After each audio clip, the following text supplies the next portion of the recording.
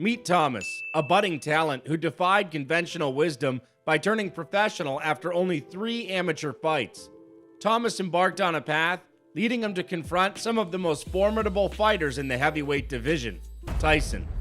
But would Thomas be able to stand his ground against the established contenders and champions who had dominated the division for years? In this video, we'll delve into this legendary encounter. Tyson is considered one of the best heavyweight fighters of all time. From 1987 through 1990, he was the undisputed world heavyweight champion. 12 of Tyson's first 19 fights as a professional ended in knockouts in the first round. Tyson is the youngest heavyweight champion in history at 20 years, 4 months, and 22 days old. He won his first title at that age. He was the first heavyweight boxer to hold the WBA, WBC, and IBF belts simultaneously, and the first to do it in succession. Tyson became the lineal title the following year when he knocked out Michael Spinks in 91 seconds in the first round. In one of the greatest surprises in boxing history, Tyson was knocked out by an underdog, Buster Douglas, in 1990. After being freed from prison in 1995, he engaged in several comeback fights. He was one of just 6 boxers in history to defend both the WBA and WBC belts in 1996 successfully, the others being Floyd Patterson, Muhammad Ali, Evander Holyfield, and George Foreman. Tyson lost the WBA title against Evander Holyfield in the 11th round after losing the WBC belt the previous year. Tyson was disqualified from their rematch in 1997 after biting Holyfield's ears, one bite powerful enough to remove a part of his right ear. Tyson was challenged for the World Heavyweight Championship in 2002, but was knocked out by Lennox Lewis.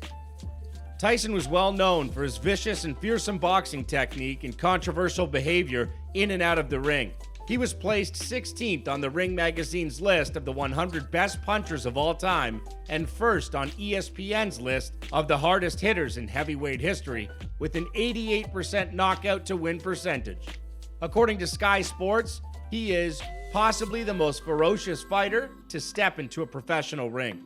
He is a member of both the World and International Boxing Halls of Fame. Tyson terrified opponents with his power, which he matched with exceptional hand speed, accuracy, coordination, and timing. Tyson was also a skilled defender, using the peekaboo technique taught by his trainer, Custamadio, to slide under and weave around an opponent's strikes while timing his own. Tyson's powerful striking style was largely due to crouching shortly before delivering a hook or an uppercut. The spring of his legs added strength to the shot. Among his defining techniques was a right hook to the belly, followed by a right uppercut to the jaw. This combo knocked out Lorenzo Boyd, Jesse Ferguson, and Jose Revolta. Pinklon Thomas, born February 10, 1958, is a former professional boxer from the United States who competed from 1978 to 1993. He was the first Centennial champion in boxing, 1886 to 1986, and held the WBC heavyweight belt from 1984 to 1986. He is widely considered one of his generation's best boxers. Mike Weaver, Tim Witherspoon, James Tillis, and Alfonso Ratliff, a potential cruiserweight champion, were all beaten by him. Thomas was distinguished for his pink boxing trunks and his strong left jab. Thomas went pro after only 3 amateur fights. Thomas drew Jerry Cutsey in 1983 after beating numerous world championship contender James Tillis. Cutsey eventually went on to fight Alfonso Ratliff to become the future WBC cruiserweight champion and win the WBA heavyweight title. With a record of 24-0-1, he would have his first world championship chance in August 1984 in Las Vegas, Nevada, against defending WBC champion Tim Witherspoon. Thomas defeated Terrible Witherspoon in a hard-fought 12-round battle to win the WBC Heavyweight Championship. 10 months later, he defended his championship against ex-champion Mike Weaver, stopping him in the 8th round with a single blow. In March 1986, Thomas was defeated by Trevor Berbick in a decision. One of the penultimate contests of the HBO Heavyweight World Series, which was organized by the 3 main international sanctioning bodies, HBO and promoter Don King, in order to unify the heavyweight championships and proclaim an undisputed champion. This bout served as the co-main event of the show. By this time in the tournament, which started in March 1986 with Trevor Berbick defeating Thomas to win the WBC title, Tyson had already won 2 of the 3 available titles. Later in 1986, Tyson knocked out Berbick during his first title defense, and earlier in 1987, he defeated James Bone Crusher Smith by a unanimous decision to win the WBA title. Meanwhile, as the Tyson-Thomas fight was being finalized, another was settled to schedule the IBF Championship with reigning champion Michael Spinks, who had entered the tournament as champion. He had already defeated Larry Holmes and Stefan Tegstedt during its run to face challenger Tony Tucker, with the winner facing either Tyson or Thomas in the final match to unify the titles. Spinks, however, chose a more lucrative match with previous contender Jerry Cooney, and the IBF retaliated by stripping Spinks of their title. The top 2 contenders, Tucker and James Douglas, were then partnered to fight for the vacant IBF Championship, and the fight was scheduled for the same night as Tyson versus Thomas. In the bout's first round, Tyson knocked Thomas out with a vicious left hook, right hook combo that hit flat on the jaw. Tyson then unleashed an 8-punch barrage, the speedy knockout in mind. Tyson had just won a tedious decision against James Bone Crusher Smith. To his credit, Thomas survived the most devastating round of his pro career at the time. Tyson was nearly faultless on this night, and Thomas had to utilize everything he had to stay in the fight.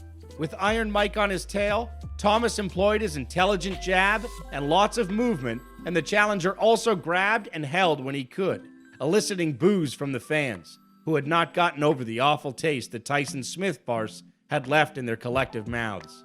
On the other hand, Tyson was desperate to knock Thomas out, which he accomplished in round 6 in searing, vicious form. Upon recognizing Thomas's fatigue, Tyson shattered his opponent with a strong left hook to the head early in the round, and a no-holds-barred 15-punch follow-up barrage. The baddest man on the planet ultimately knocked Thomas out. Thomas had shipped horrific damage on the mat for the first time in his career. The bombs dealt in a whirl. Dundee had had enough and climbed over the ropes to save his gravely injured warrior. Could anyone ever beat Tyson?